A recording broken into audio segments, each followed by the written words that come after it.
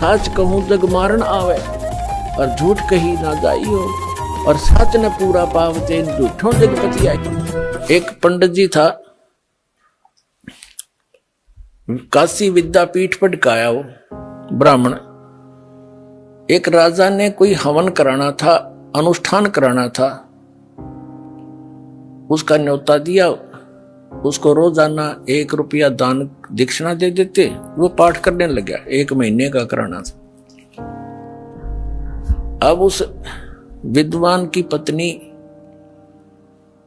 अपना, क्योंकि पैसा मिलन लगने के बाद यू काल फिर अलग से रंग दिखाता है, वह बढ़िया तो कपड़े पहने और गले में अपने बढ़िया जेवरात आभूषण बनवा लिए, तो पानी लेने के लिए, जल लेने के लिए कुएं पे इकट्ठी होया करती बहनें। तो ब्राह्मणों के कुएं अलग होते थे, अन्य जाति वालों के अलग अलग हुआ करते थे। तो सब ब्राह्मणी इकट्ठी होती तो वो पूछती कि ये नए नए आभूषण तू कैसे खरीद रही है। उसने बताया कि मेरा पति राजा के यहाँ कथा करने जाता है, मंत्र जाप करता, अनुष्ठान करता है, और राजा प्रतिदिन 1 चांदी का रुपया दक्षिणा देता है। तो उससे वार्ता हुई थी जिस बहन से, ब्राह्मणी से, उसने अपने पति के कान ठे कि आप यहाँ पड़े रहते हो, वो फलानी का घरवाला वहां जाता है और पाठ करता है, 1 रुपया डेली दक्षिणा देते हैं, और भी पंडितों की आवश्यकता है। वो कह रही थी आप भी चले जाओ। तो पंडित जी कहने लगा मैं तो ऐसा देसी सा पंडित हूं, और वो पढ़का रहा काशी विद्यापीठ, उसके बराबर में मेरी दुकान चलेगी नहीं। वह उसके सिर होगी, तू तो ऐसे बहाने में लाया करे हैं, तू धक्के खानता अंडे और जाते अच्छा माल मिला जाता नहीं। ज्यादा कहने से वो चला गया, और क्योंकि ऊपरली वेशभूषा तो ब्राह्मण की एक जैसी हो है। मंत्री से कहा जी मैं भी ब्राह्मण हूँ, कहा जब पंडित जी बैठो, उसका एक आसन लगा दिया और माला दे दी कि तो भी बोल दे, तो मंत्र के लिए बैठ के। अब उन मंत्रों ने सुना कोई नहीं करता, वो पंडित अपने करते रहे, राजा लोग अपने मौज मस्ती कहीं घूमते रहो। अब वो तो बोला अपने संस्कृत के श्लोक, उन्हें तो याद थे, जो पहले वाला विद्वान पुरुष था। दूसरा था अनपढ़ मेरे जैसा, वो तो बोला मंत्र जैसे भूर भव स्व, वो नको जो यू को है, जो यू को है, जो यू को है।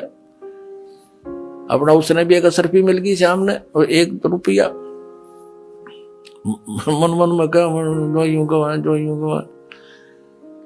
अगले दिन 2 दिन पीछे हुआ भी, फिर उसकी पत्नी भी लागी ऐसे हार श्रृंगार पैर के गई। वो तीसरी को पता लगा, उसने अपने पति को श्रृंगारा। उसने भी यही प्रार्थना की कि वो तो विद्वान है, दूसरा भी मेरे से कुछ ज्यादा ही जानता है, पर मेरी बात बने नहीं। ज्यादा कहने से वो भी चला गया। अब वो जो विद्वान था वो तो अपने बोल ही रहा था, उसने उधर ध्यान नहीं उनका, ये क्या बोलना, ठीक है ब्राह्मणों के बोलते रहेंगे अपने मंत्र। तो तीसरा पहुंचा, उसका भी आसन लगा दिया। पहला अपना संस्कृत बोल रहा है श्लोक शुद्ध, दूसरा है, तीसरा कब तक नंबेगी, कब तक नंबेगी, कब तक नंबेगी, कब तक नंबेगी, कब तक नंबेगी, मारी बकवाद। तो उसको भी शाम को 1 रुपया मिल गया। उसकी पत्नी ने फिर ऐसे ही अपना रूप बदला, तो चौथे से भी फिर ऐसी ही बात हुई, चौथा भी शंकर का चला गया, उसका भी लगा दिया वहां पर आसन। अब पहले वाला तो बोलता है शुद्ध संस्कृत के श्लोक, दूसरा कहता है, तीसरा कहता है कब तक नंबेगी, चौथा बोला नंबर दे जब तक नंबेगी।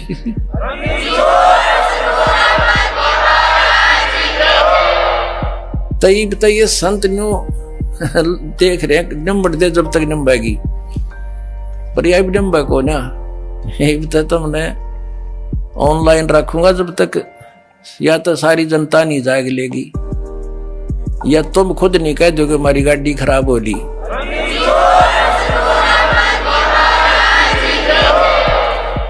एक भक्त कह रहा था कि 2-3 प्रकार के यात्री होते हैं। जैसे कोई बस जा रही है और बस रुकेगी और साथ में दूसरी बस खड़ी होगी, तो बुद्धिमान तो तुरंत समझ जाते हैं और गाड़ी में कोई गड़बड़ है भाई, या झटके बटके मार के चल है, उतर कर तुरंत दूसरी में चढ़ जाते हैं। ये तो फर्स्ट टाइप के बुद्धिमान है। दूसरे ऐसे होते हैं कि कंडक्टर नीचे बढ़ कर देखने लगेगा, वो समझ जाएगा कि गड़बड़ हो रही, तो तब उतरेंगे। और तीसरी टाइप के इसे निकट्ठू होते हैं कि कंडक्टर ड्राइवर भी दूसरी बस में चढ़ लेंगे ना, कति कंडम कह यार बगड़ दी भाई, बोला जब उतरा कर उस गाड़ी में था। तो ऐसे जो बुद्धिमान व्यक्ति हैं, दास के संकेत को समझकर छोड़कर भाग जाओगे। उनकी खराब गाड़ियों को जिसमें सफर करना चाह रहे हो, पंचर हुई खड़ी, उनके टायर ने ट्यूब कुछ भी को ना, यानी कोई आधार ही नहीं है उनका गाड़ी का चलने का। राम नाम की गाड़ी जो बनाई बैठे हैं वो शास्त्र विरुद्ध साधक। और फिर शेष जब आओगे, जब उनके गुरुजी ने कह देंगे भाई सालो सचमुच हमारा तो हमारे पास ज्ञान नहीं था। वो भी बुद्धिमान व्यक्ति होता है जो न्यू कह दे भाई गाड़ी खराब हो रही या ठीक नहीं चल सकती और तुम अपनी व्यवस्था और कर लो।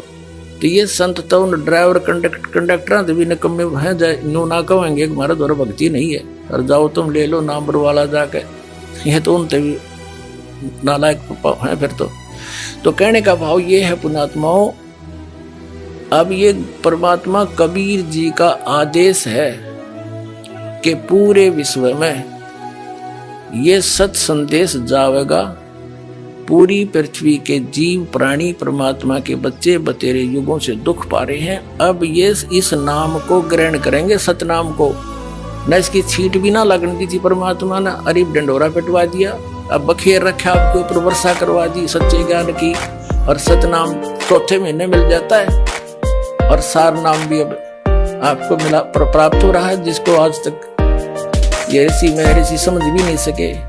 तो अब ये पूरे विश्व में जाएगा और सभी संतों को इस सत्य ज्ञान का लोहा मानना पड़ेगा और उनकी भलाई है वो मानने इस बात को।